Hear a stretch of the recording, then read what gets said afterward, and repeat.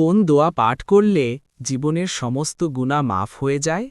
জীবনের সব গুনাহ মাফের জন্য সবচেয়ে গুরুত্বপূর্ণ হল খাঁটি তাওবা।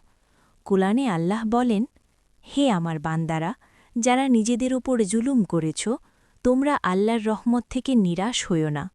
নিশ্চয়ই আল্লাহ সমস্ত গুনাহ ক্ষমা করেন। আল কুরআন সূরা আজ-জুমার ৩৯-৫৩। যে দোয়া পড়লে গুনাহ মাফ হয়। সাইয়্যিদুল ইস্তিগফার। রাসূলুল্লাহ সাল্লাল্লাহু আলাইহি ওয়াসাল্লাম বলেছেন, যে ব্যক্তি বিশ্বাসের সাথে এই দোয়া সকাল সন্ধ্যায় পড়ে তার গুনাহ মাফ হয়।